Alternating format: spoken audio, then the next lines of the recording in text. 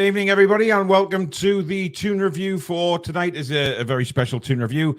We have Jake Rusby coming on, who is the author of Newcastle United Match of My Life, or one of the authors. It was co-written, but Jake will tell you all about that when he does come on. It is just me flying solo. Billy and Alex are very busy tonight, so well, I'm flying solo. What can I say? Back to the old days of just me doing it, really, which is very strange, I have to say. Now, obviously, a lot is going on with Sandro Tonali at the moment, which I think, you know, everybody is aware of. We will be speaking about that. I've got Jake on for about 30 minutes or so, and then, you know, the rest of the show, we'll discuss Tonali. So once I let Jake go, we'll turn it on to Tonali and see what you think. Obviously, me and Billy did a live show earlier on today regarding it. Very, very different opinions from everybody, literally everybody, from saying that he shouldn't play anymore, we should let him go, we should get the money back, etc., etc. Some people, you know, wishing him all the support in the world, and hopefully he can get over this. So we'll touch on it a little bit later on as well, of course. But obviously, usual tonight, guys, if you do enjoy the show, please do hit the thumbs up button. Very, very important that we keep the likes coming in for the channel, and so that the algorithm can promote the channel to people like yourselves who will hopefully subscribe in the future. And if you are new and you like what you see, please do hit the subscribe button, which is free to do so, and also that notification bell, which will let you know when we schedule any live shows or we upload any recorded ones. And as usual, you can donate to the channel tonight if you do so wish by hitting that $sign at the bottom of the live comments. Once you've made a super chat and you put a comment in, that comment will be read straight out. It will go to the top of the tree. So that's a perk of doing it. And you're also helping the channel as well. You can become a member, of course, by hitting the join button just underneath myself. That will put you in for members' perks and prizes and such like in the weeks to come. Now, also at the top of the description underneath is the link to vote in the Football Content Awards. Of course, there's about, well, a few days left of voting for the finals, which is in, of course, November. Keep voting, guys. I know it's going to be very difficult for us, given against who we're against in that competition. 9 other channels, but they are big hitters, and we need all the votes we can get. There's top 3, so you just never know. To get something would be incredible. And with your help, we just might. You just never, ever know. And also, if you have, as I said yesterday, young children, grandchildren, nieces, nephews, whatever it may be, the link is there for Susan's channel, which is the Little Learners Hub. So if you've got kids who like to learn about animals, the sea, everything really to do with children's learning, Susan set up a fabulous channel. So please go and check that out, and please subscribe. We need the subscriptions up on our channel so she can get recognized on YouTube and the search results, etc. And of course, the Toon Review Army never let us down. So please, if you have young family members who may be interested in it, obviously go and check that out. Right, without further ado, we will bring tonight's guest on, and we have Jake with us. Good evening, Jake. Evening. How are we doing, Paul? We're doing well. Thank you very much for joining us. Now, obviously, this is a big week for you. This book, just give the viewers a sort of insight into what the book's about, how it got started. Yeah, it's quite a long story how it got started. I'll try and shorten it for you. Okay. I used to be a football journalist down on the South Coast, and I worked for a news agency which was called M&Y, and we used to cover clubs like Brighton, Portsmouth, Southampton, Bournemouth. So I used to go and cover the games. I left there a few years ago, and I moved up north.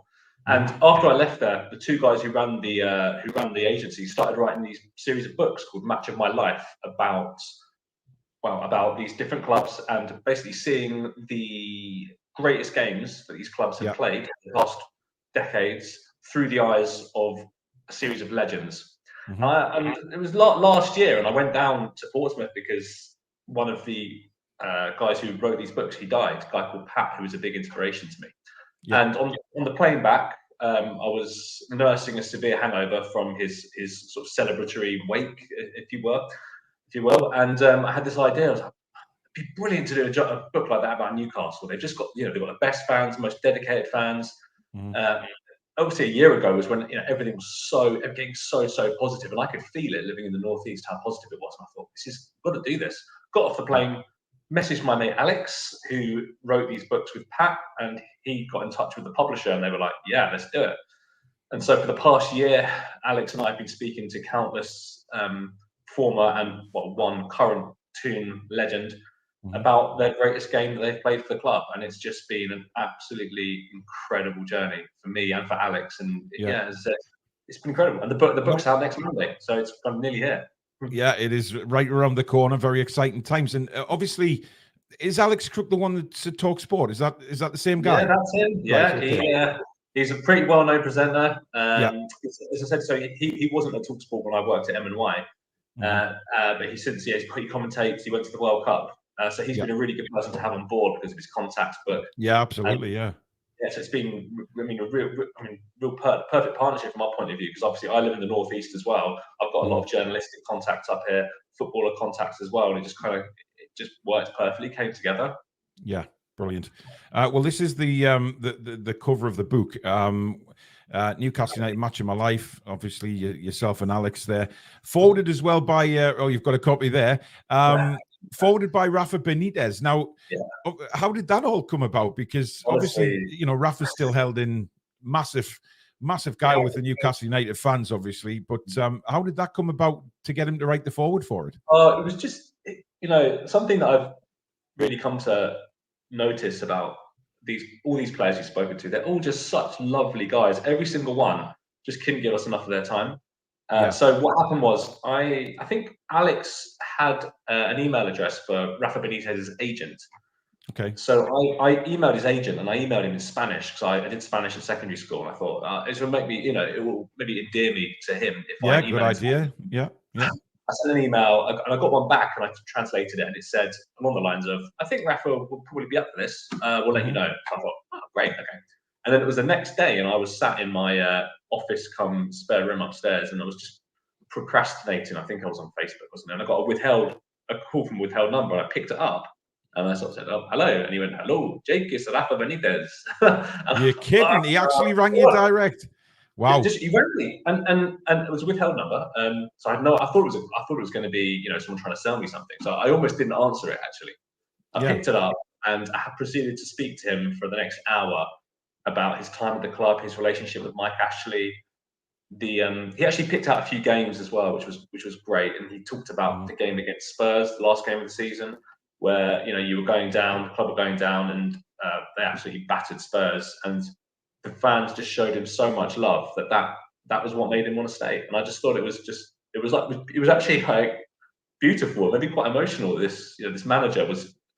The Champions League winning manager decided to go down to the second tier because of the love from the fans. I just thought he's the guy for the forward. Really, he was just. Well, I remember being in that ground when we got relegated, the final game against Tottenham in the Premier League, when we beat them. I think it was 5-1 or 5-0 or something like that.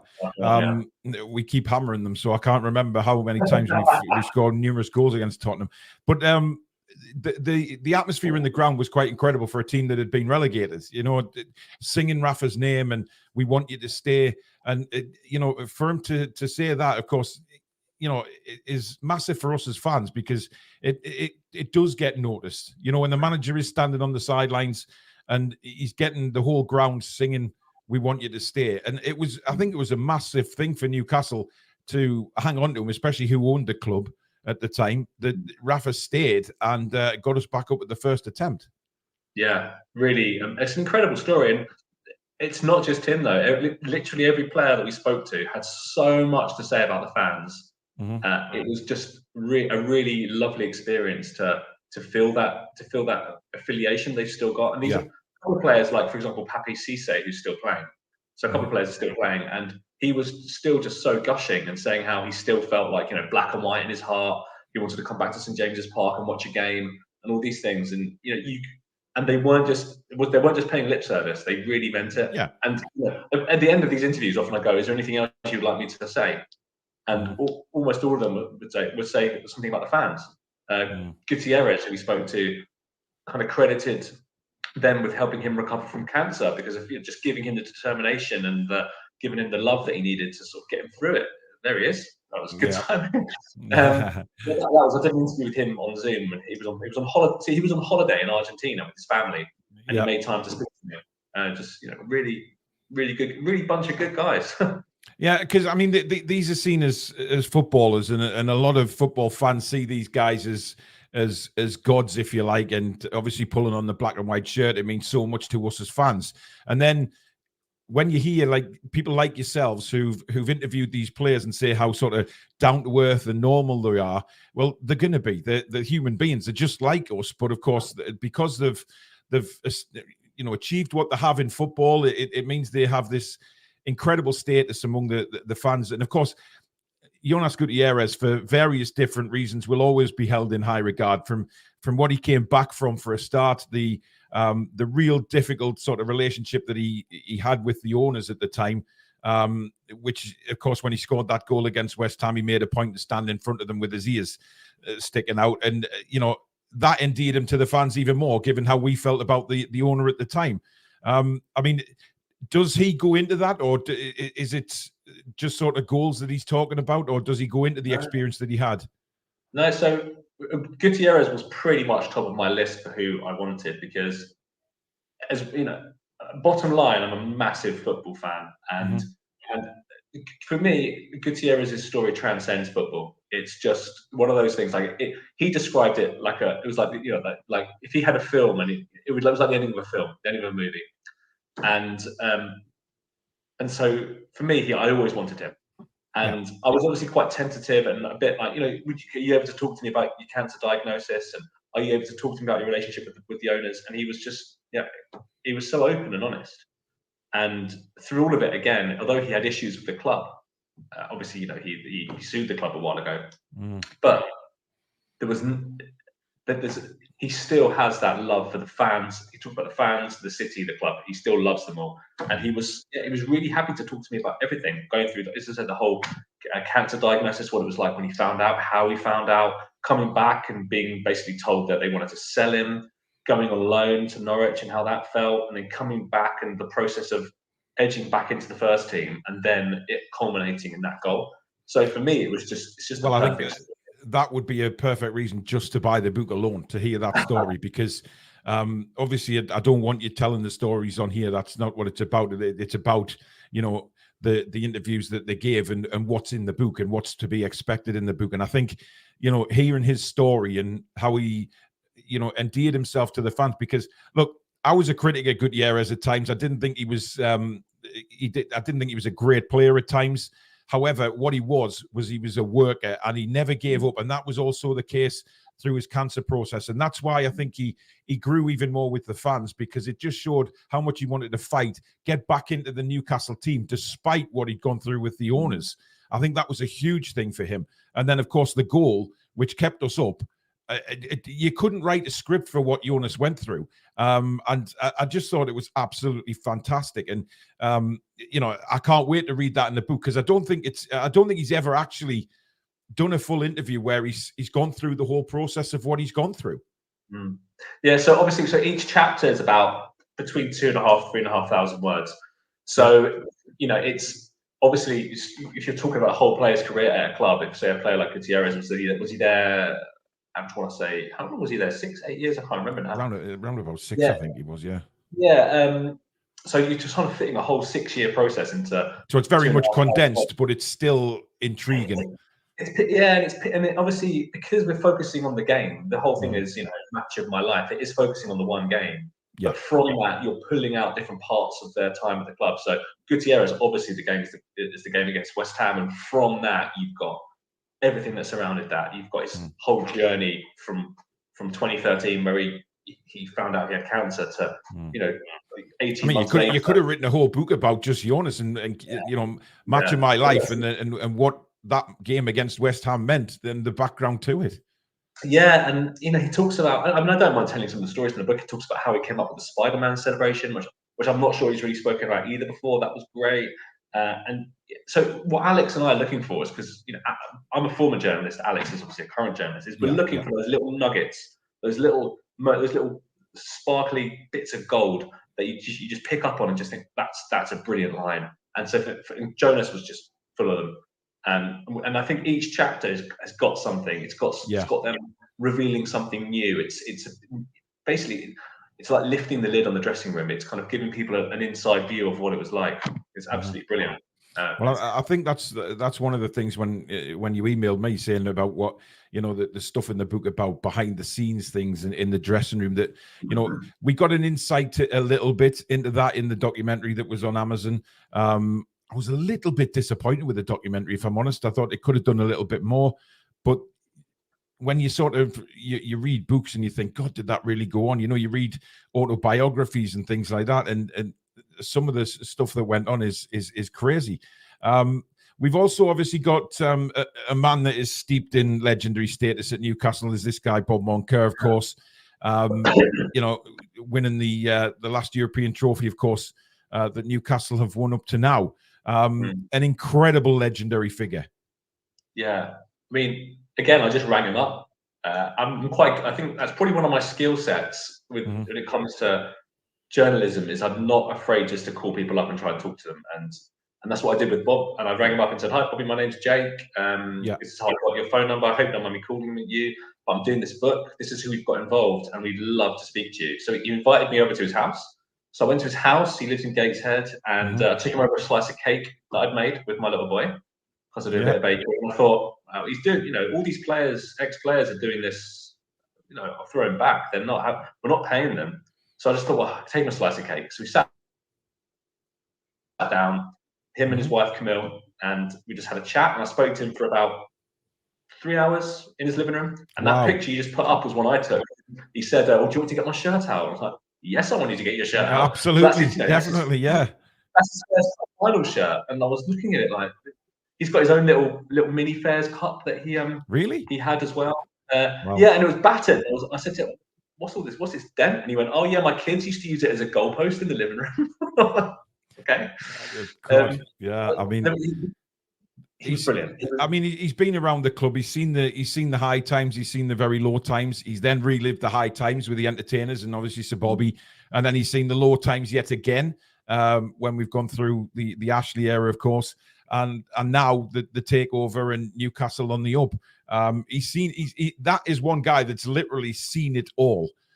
He's seen us win a European trophy. He was part of that, and then obviously, he's seen the rest of it. So to get him involved, I think is a real coup, because it's not just about the recent past, is it? It's about legends.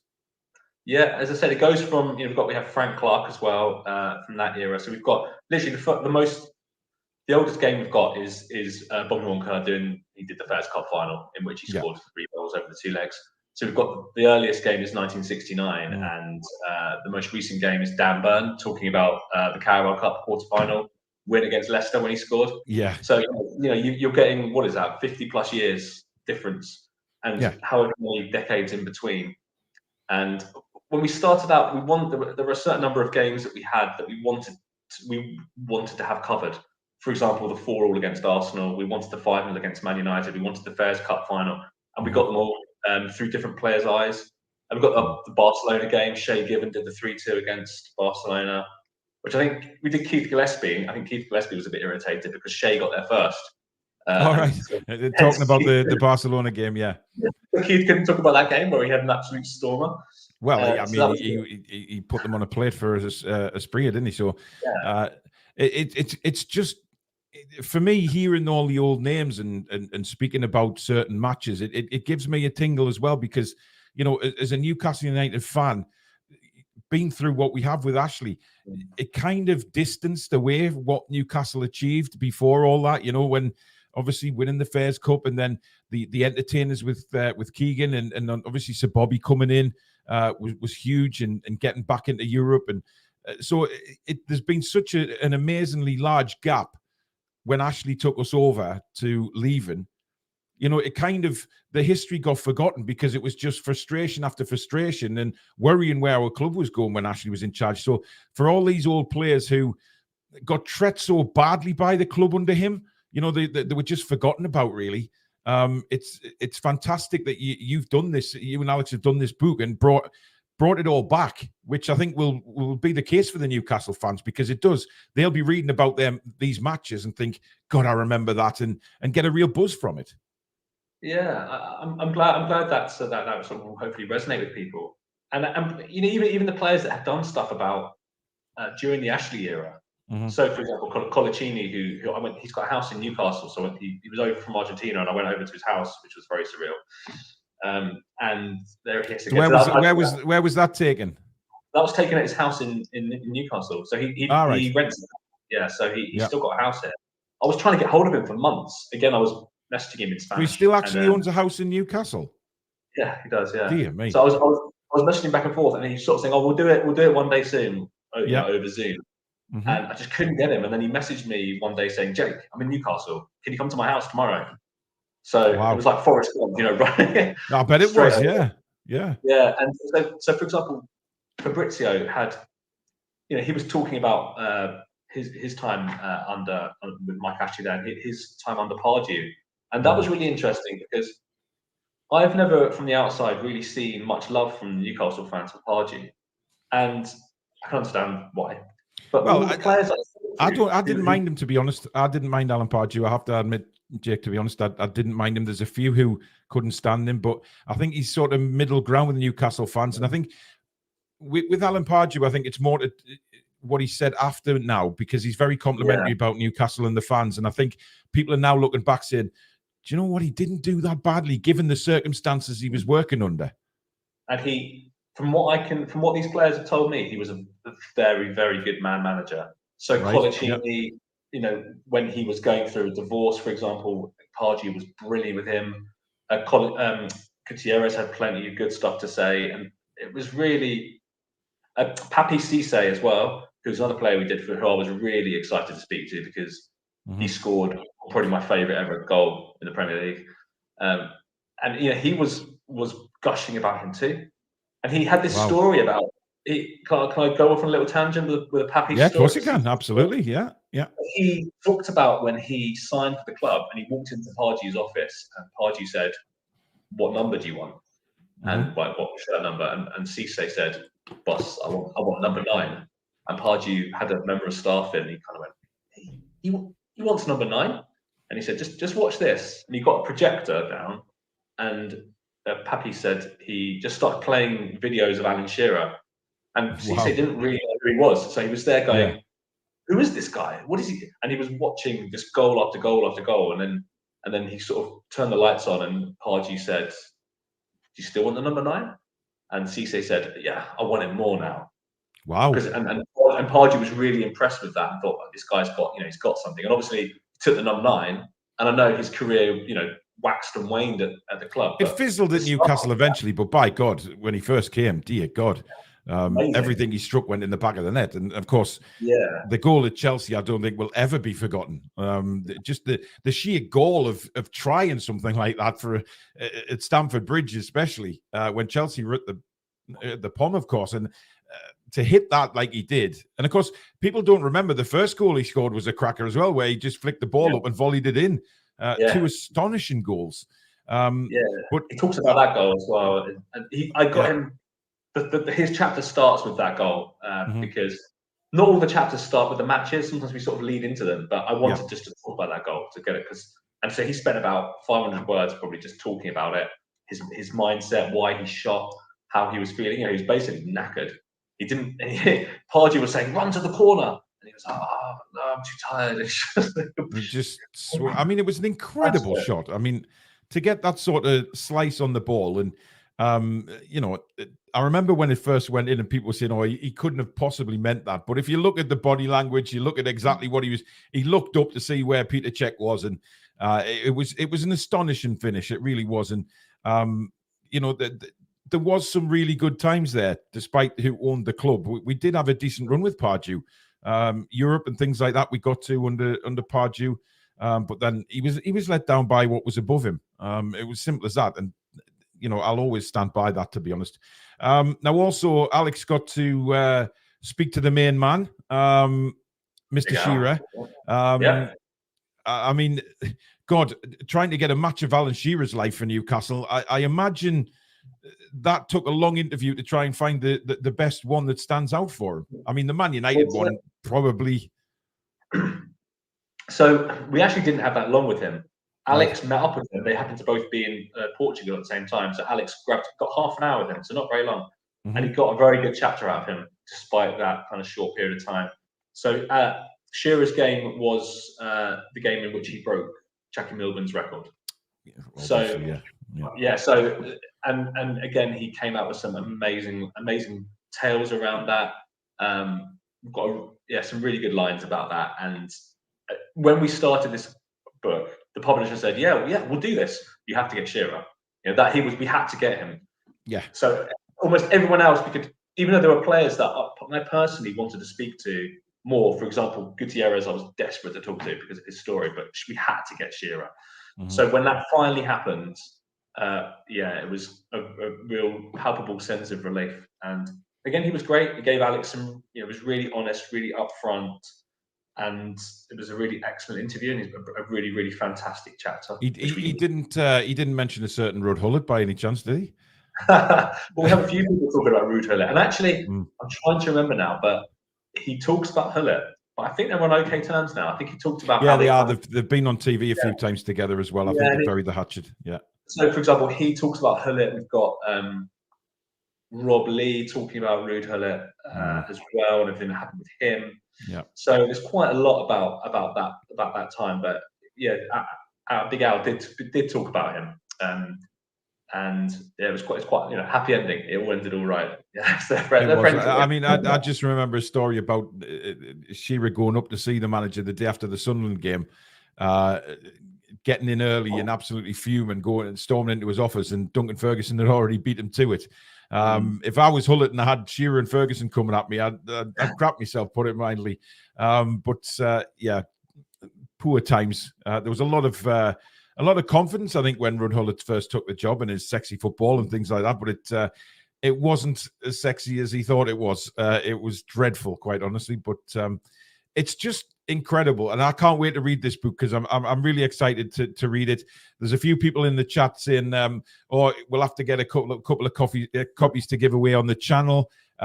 So I'll get a couple off you I'll buy a couple off you for that, and we'll give them away to the viewers. I've got a few. So when we submit the manuscript, you get a few author copies. So this is I've got about 20 of these, which will be the same as what people get when they order online, Amazon or whatever. But I've got a few which I can give away to people for people to review, people like yourself on a podcast. And I'm happy to give one if you want to run a competition or something like that. Oh, that'd be fabulous, and I'll review it. Definitely. So there you go, guys. It's out on Monday. Yeah, it is. And if it's all right, just to quickly do a quick plug. Absolutely. Yeah. So through all this, we wanted to do something to launch it, because the book goes out and that's kind of it. We basically wanted to carry on this wave that we've been riding. Yeah. So we've got a launch event at the Whitley Bay Playhouse on 24th of November, where we've got four of the legends coming down to be interviewed by Alex and Sam Matterface as well. All right, yes. Correspondent. Yeah. So Alex and Sam are going to be doing the interviews. I'll be being the dog's body, probably running about. So it's going to be an audience Q&A, book signing, all that kind of stuff. And we've got Lee Clark, who's contributed, obviously. Malcolm Macdonald. Yeah. Absolute legend. We have Frank Clark, who's coming up from Nottingham for it, and we've also got David Kelly, which I think is a real key. He was a legend with me back in the early 90s, especially that I was absolutely devastated when we sold him because the amount of goals he scored, he was brilliant. He was one of my favorite players. I was gutted. I remember back then I was only 16 or something. I was devastated when we sold him. It was horrible, but that would be great actually to hear them speak and from different eras as well. I know sort of Lee Clark was very early in his career when David Kelly was there, but obviously Clarkey went on to play a few more years, and Frank Clark will definitely have some stories, and Malcolm, well, what do you say about Malcolm Macdonald?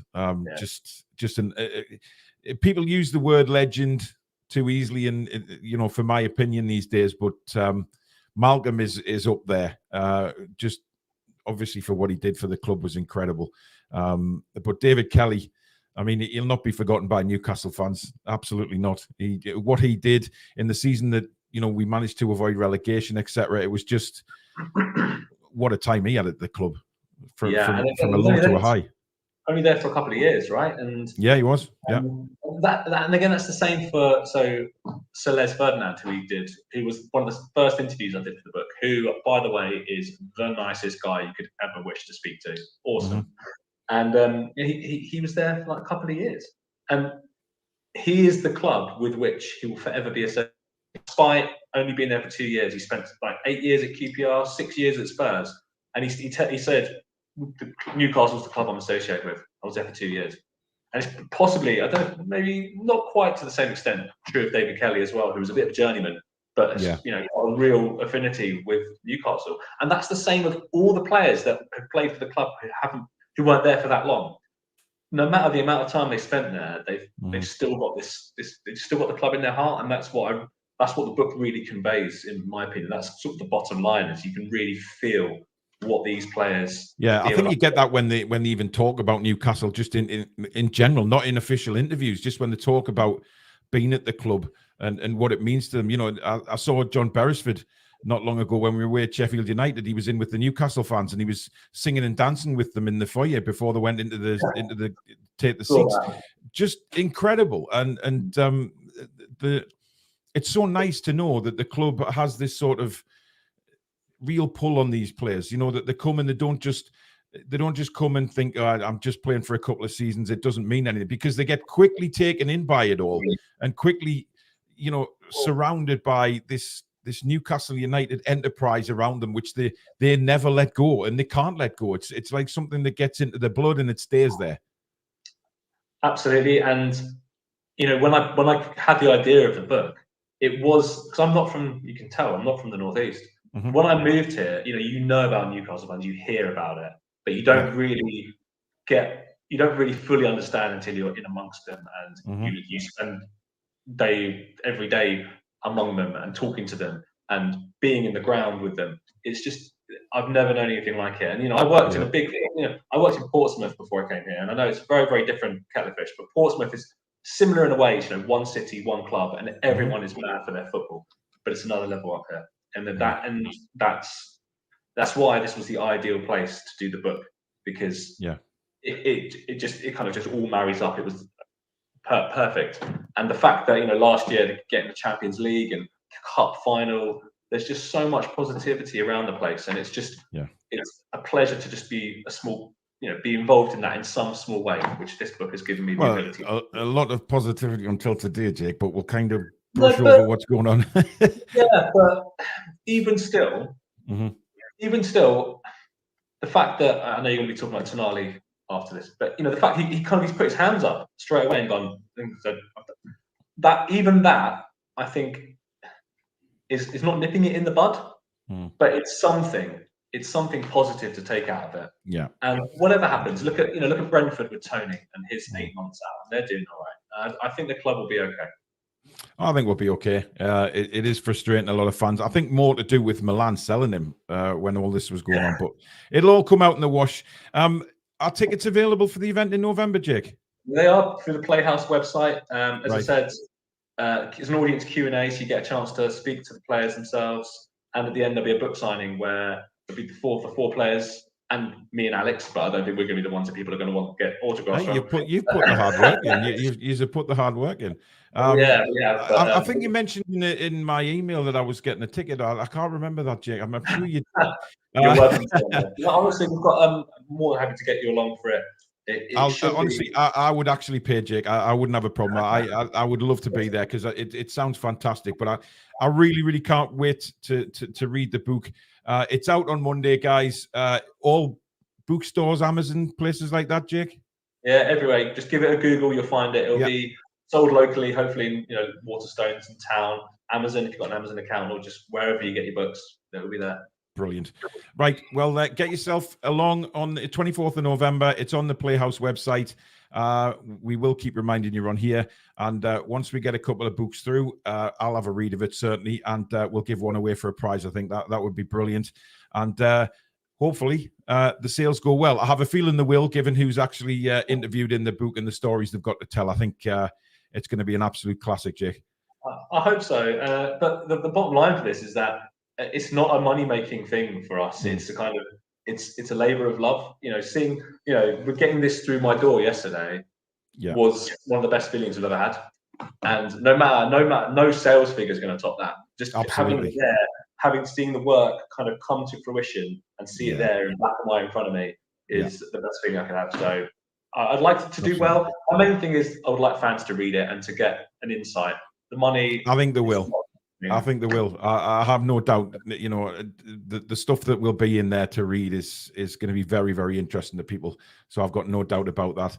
But listen, thank you very much, Jake, for coming on. And I'll hopefully, I'll speak to you before November. But I'll see you at the event. Really looking forward to it. Cool. And thank you very much. No problem at all. Thanks for coming on, Jake. Bye-bye. Good night. So there you go. That was Jake. Really nice guy, as you can see. And a lot of work has gone into this book.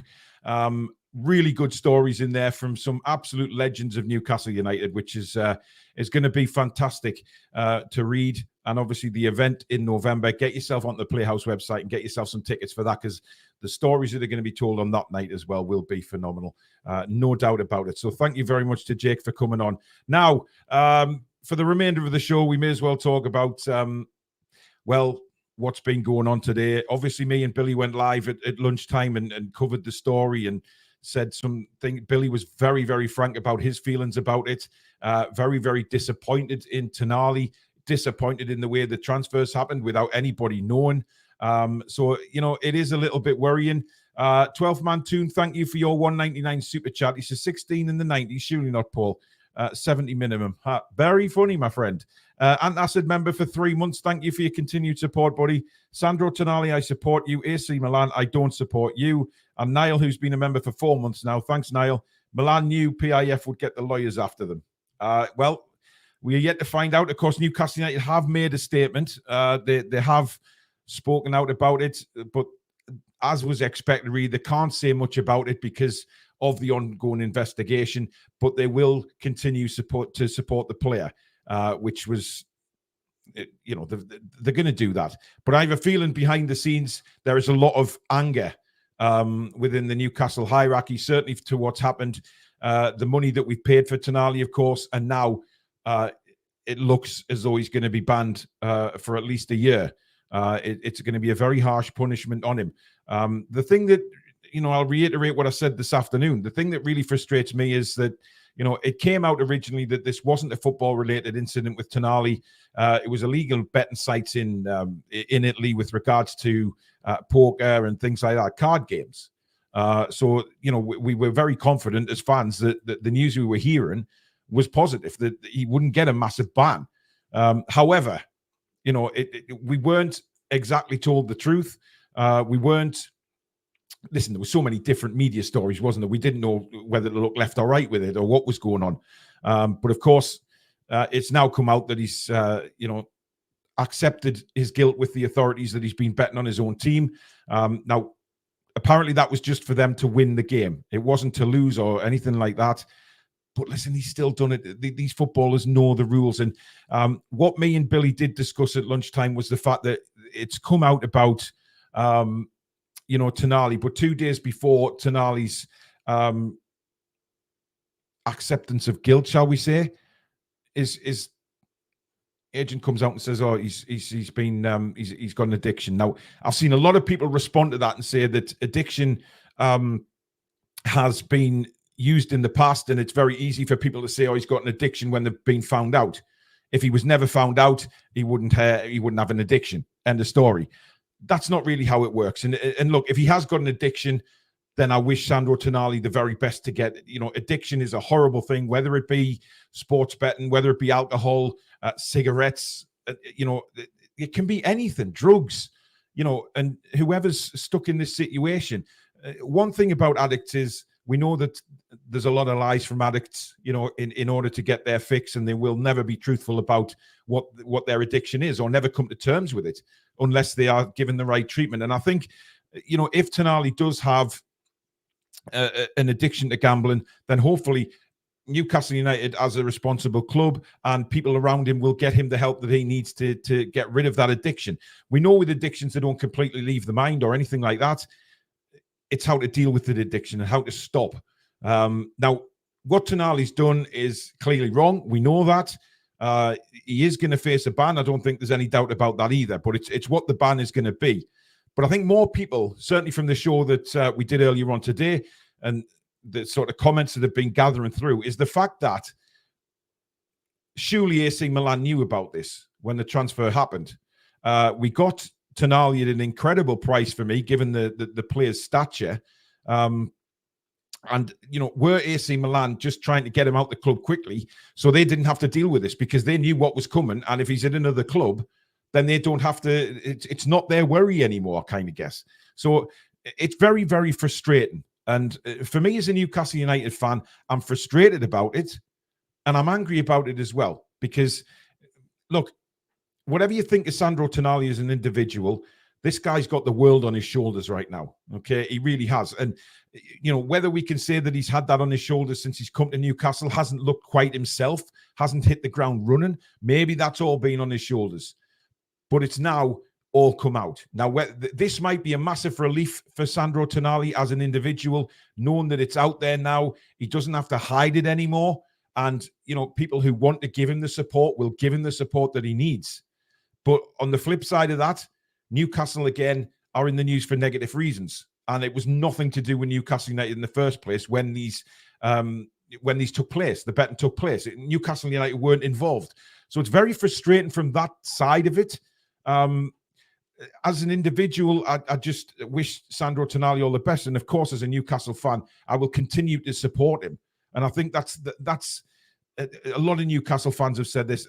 And I don't agree with the people that have said, oh, he should never play for Newcastle again. We should just get him out the door, sack him. It's, I'm not sure about that. I've had from the show this afternoon to now, I'm not sure whether that's the case anymore.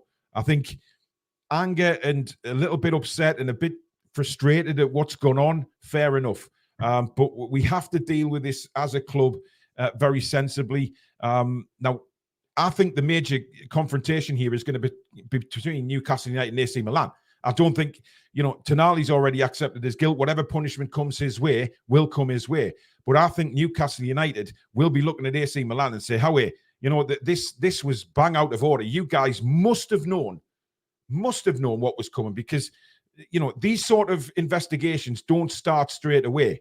They don't just kick in like that. This has been going on a while and the names have been with the authorities for a while. So I don't believe myself that AC Milan can plead their innocence in this and say they didn't know. I think they did. And that's what's frustrating for me because they've sold us a player who is definitely got talent, who is a brilliant player, but he's very young. He's very young. He's got a lot of money. And I think football authorities need to look at this in general. They need to start looking at this in a more serious manner as to why this keeps happening. Young players with millions of pounds in the bank by the time they're 21, 22, lots of time on their hands. And where do they go? What do they do? And I know Billy was saying this morning about, he can't understand footballers earning all this money and then, it's, I don't know. I just don't know. I don't know why footballers would want to bet, but then you've got the time on the hands and things like that. But wow. But Cynical Jim says, Paul, you and Billy said earlier you wouldn't be able to trust him again. And I'm sure a lot of fans will think the same. Yeah, I was coming on to that, Jim. It's the trust side of it as well. Now, when something like this happens, and let's say that Tonali comes back in a year's time, if he indeed does get banned for a year. That hasn't been decided yet, but it's looking that way. Let's say he gets banned for a year, right? And he comes back. And then all of a sudden, he gets an opportunity to make a tackle or score a goal or something happens in the game. And and then suddenly you sort of sit back and think, well, he should have done that. He should have done that a lot better. He should have done this a lot better. It's human nature that you get it into your head thinking, is he up to no good again? That's what I mean about the trust side. And not just from the fans. You've got to think of the players involved here in the dressing room. I mean, I would think that the players and certainly those who've known other players go through will certainly be there for Tonali and help him in any possible way they can. But when they're on the pitch again in a really high intense moment and something happens in that game, do you as a fan or do they as players turn around and think, what's he done there? Was that deliberate? And I know that's match fixing Big ass bloke. I know it is. It's kind of match fixing, but you can see what I mean. Is Tonali going to get sort of, any player, not just Tonali, any player bets on the match finishing 0-0 or a 1-0 win, and Newcastle are 1-0 up, Tonali misses a sitter. That's what I mean by that. It's awful that this is in the game, and I don't think it's helped by individual clubs having, betting sponsorships from betting firms. Newcastle have one themselves. The Premier League is trying to eradicate betting companies from front of shirts and things like that, which I think is a positive move. It's an awful thing to be addicted to. We've heard many, many stories of people having gambling addictions and betting their mortgages away and things like that, and losing homes and families, and it can rip people apart. Absolutely rip people apart. And this is where you have to just take a little bit of a step back, I guess, and have a look at it in more general. What Tonali's done, or he's admitted to, is wrong. Frankly, it's completely wrong. But on the flip side of that, as his agent says, if there is an addiction there, then hopefully that will be solved down the right path. But where does this leave Newcastle United? Again, in the news for the wrong reasons when things have been going so well. The season's taken off now. We've just hammered PSG. We're on a high. And then suddenly this dark cloud maneuvers above St. James's Park again. And it's annoying. Ian A says Tonali wasn't under investigation until a few weeks ago. Officially, Ian, yes, I understand that. But, behind the scenes, I think something's... You can't tell me that this is all just blown up in a couple of weeks. It just doesn't happen like that. But where does it leave the club? We've got players who can definitely step in. We've got Joe Linton to come back. We've got Joe Willock to come back. I don't particularly worry about the midfield. It's a difficult one. I mean, I'm trying to look at the chat as well to see what you guys think. Stiff Gator says no such thing as a recovered addict either. It is recovering for the rest of their lives, always in the back of your mind. When dealing with one, wish him nothing but the best, but it's left us in the crap. I think he meant something else there, not crap. But listen, I agree. You're always fighting it. And that's what I mean by the fact that when he comes back, if he indeed does come back for us, does something happen? It's human nature for me that you're going to think that. You're not going to think instantly, oh, he's just missed a chance with what's happened to him. And the same will happen to Ivan Toney when he comes back. You can guarantee that if something happens in a game, not all the Brentford fans are going to just applaud a miss or something like that. They're going to think in the back of their minds, hang on a minute, he normally buries them. What's going on? It will not leave him. And there will be Brentford fans who will think that further down the line. Gary says, do we back Tonali if he deliberately deceived us when he signed? See, did he deceive us? That's the question. I've heard a lot of people saying about Newcastle not doing their due diligence when they went in for the transfer itself and didn't look into the background properly. What do you say to that? Tonali, for me, must have known something was coming. I have no doubt in my mind. And Bald Geordie makes a good point here, saying, hi, TTR family. To be honest, an allegation of this nature takes months to investigate, and this has not come about since his transfer. I speak from experience. We do need to support Tonali. So it's been happening from before. Investigations don't happen this quickly, to be honest. And I know, Adam, did a video earlier on today saying that the video he did saying that Tonali was going to be completely innocent and all this. A couple of other videos. It was from a report that came out and said that because they were the first two released, as in those two names were the first released from the 40 originally that this investigation has. There's a lot of names still to come out. Now, who that will be, only time will tell. Ian says the investigation might have been ongoing, but Tonali didn't come into it until the other guy handed his phone over a few weeks ago. Maybe. But listen, the fact that Tonali has admitted to doing it, Tonali would have known that this had a chance of happening. He will have known because it's it's wrong. You're not allowed to do it. So he will have known that at some point this would obviously come to fruition, and it has. Probably a lot earlier than I think a lot of the players were expecting it to. But listen, this has gone on in Italy for years and years. We know that. The Foggy Crack says, truth will come out eventually, RE, Milan and Tonali.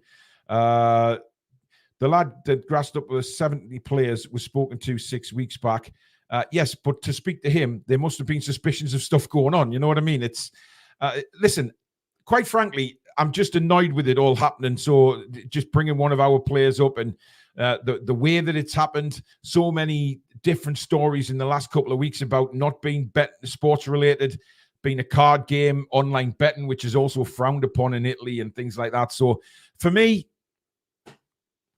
he's made a massive mistake. And I know people are saying, oh, wait till he's guilty in a court. Look, he's admitted his guilt already. And some reports are coming out now saying that because he's admitted his guilt, his ban may come a lot quicker than we thought it would. You know, whether it be this week, next week, whatever. He will be, because he's admitted his guilt now, he can be dealt with very, very quickly. And to get on with the rest of the investigation. These players will come one by one, no doubt. Now, Zaniolo is in a very different situation because he is on loan at Aston Villa. He's not Villa's player. Therefore, Villa can just terminate the loan and say, right, sort off back to your old club again. And we've washed our hands of the situation. But for us, it's frustrating because of the money we've paid for Tonali. It's really frustrating. I mean, I'm just trying to go through the chat. There's loads of people having a comment on it. Spike says if he was betting on his team to win, he would be going all out to win, not to lose. Indeed. ADB says, I meant suddenly addicted is fishy, as if nobody knew about his medical addiction until what, June? Yeah, look, that was what me and Billy discussed at lunchtime and found very, very strange, was the fact that all this news came out about it being, you know, card games, online betting, and then a couple of days ago, his agent comes out and says he has a gambling addiction. Now, nobody, from what I can gather, nobody knew about that at Newcastle United or anything like that. However, it's come 2 days before Tonali admits his guilt to betting on Milan. Now, listen, as I say, this might be completely okay. There might be absolutely nothing in that, the fact that it was made 2 days ago. But people are going to wonder. People are going to think, wow, this was only a couple of days ago. It seems very, very convenient to me that he's come out and said that before Tonali then a couple of days later admits his guilt. You know, again, it's human nature to think that way. Of course it is. Ian says investigations do happen this quickly when all those involved turn witnesses. Yeah, which is why I think, look, Tonali will be dealt with quite quickly, to be honest. We trust Trippier after he got banned for illegal betting. Not quite the same. He wasn't betting on his own teams or anything like that, and he only got a 12-match ban. Yes, as much as Trippier did it, he served his punishment, didn't he? And Tonali's looking at serving punishment as well. And yes, we do absolutely trust Trippier, but I just think this is a little different because probably because we don't really know Tonali that well, in fairness, do we? You know, he's come from Italy. We knew what kind of player Trippier was and what kind of person he is. But Trippier admitted it. He got dealt with and punished the same way that Sandro Tonali will be. But I think it's going to be slightly different with Tonali by the looks of things. Jim says, we went to AC Milan for a different player and ended up with their future captain and superstar at a cut price. It's a bit suspicious. Jim, we mentioned that this afternoon. Absolutely. To go across for a different player, come back with a player who was held in such high esteem with the Milan fans, of course, and without a doubt, a future captain for such a good price. We said at the time, can't believe we're getting this guy for, 55 million quid? Incredible. But it doesn't always work out. It comes out in the wash. Mark says here, Paul, talking as a recovering addict, the wife has just said to me, if she didn't have trust in me, where the fuck would I be now? Trust has to be earned, but Tonali needs the support from the Toon fan base to help him recover. Absolutely. Listen, you have to go through all the stories, Mark. You have to go through all the outcomes of this and things like that. And trust will be a problem. I know people who've been recovering addicts, but the families it's taken time to regain that trust. And I think that's what you're saying there. It has to be earned. So when Tonali does come back, He has to earn that trust with his fellow players again and the fans of the football club. Now, how he does that, I don't know. That's up to the club and people around Tonali who are helping him. So I think, I absolutely understand what you're saying there, Mark. And we do. I wish Tonali all the best. And if he has got an addiction, it's a horrible thing. Any sort of addiction to anything. And, Newcastle United will make sure that he has the right people around him to help him through it. Now, as for what happens with the Italian authorities and a possible ban, that's completely out of Newcastle United's hands, which I think is why they will take the legal route with AC Milan. I don't think this is just all done and dusted with Tonali's ban. There'll be a lot of stuff going on behind the scenes. Lee says, all right, Paul, do you think AC Milan knows something about it and not say anything about it? Should we get a refund? I mean, listen, I don't know how refunds would work in football. It's not like buying a shirt in a shop and it doesn't fit, you take it back. Or it's got something wrong with it when you get it home and the stitching's not right or whatever it is, you go and you get a refund. Football is very different given the money that's involved. Certainly the contractual side of it as well is probably mind-boggling for a lot of financial people, apart from the very best. So we have to wait and see what happens with that. That's I think going to be the main concern is did AC Milan know about this before the transfer happened? Because if they did, it's sickening, to be honest. I'll be openly honest, it's sickening. It's sickening now as to what we're having to go through as fans and what Tonali's obviously having to go through, on a personal level. We can't take that away. I said, just after Jake left, we started talking about Tonali, that he has had a massive weight on his shoulders and would have known this was coming. And